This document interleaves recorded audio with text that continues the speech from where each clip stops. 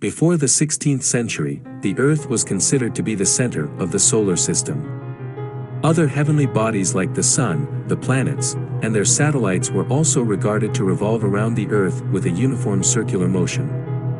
This Earth-centered model of the solar system is called geocentric Ptolemaic theory. In the 16th century, Nicholas Copernicus, an astronomer, put forward the heliocentric theory about the solar system. In this heliocentric model, the Sun is assumed to be the center of the solar system and all the planets are believed to revolve around the Sun in their own fixed orbits.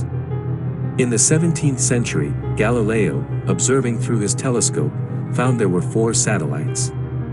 Also, he observed that these satellites were revolving around the planet, Jupiter. Thereafter, later Newton, 1642 to 1727, tried to think and find out the reasons why the planet revolved around the Sun and began to investigate. Newton propounded that the Earth attracts every object towards its center.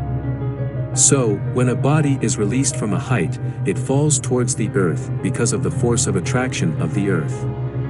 He also found that not only the Earth, but also every object in this universe attracts other bodies towards them. He called these forces of attraction between any two bodies in the universe the force of gravitation or simply gravitation. On this basis, the force of gravitation could be measured.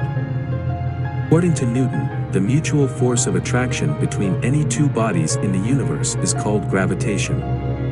It is also called gravitational force. For example, the Earth attracts the Moon and the Moon also attracts the Earth.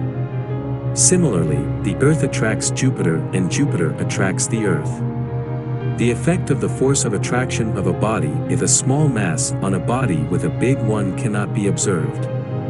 The Sun is so large that even the sum of the masses of all the planets and satellites is only about 0.015th part of the Sun. The Earth's revolution around the Sun is possible due to the force of gravitation between the Sun and the Earth.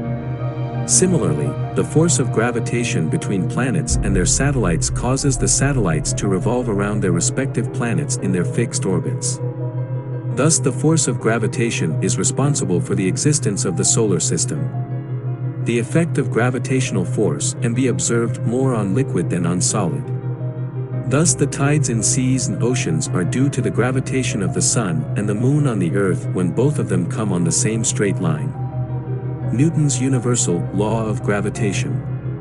The universal law of gravitation between two masses was formulated by Newton in 1687 AD. Now, it is known as Newton's universal law of gravitation. Newton's law of gravitation is called universal law because this law holds for all the bodies, whether microscopic or massive, placed everywhere in the universe.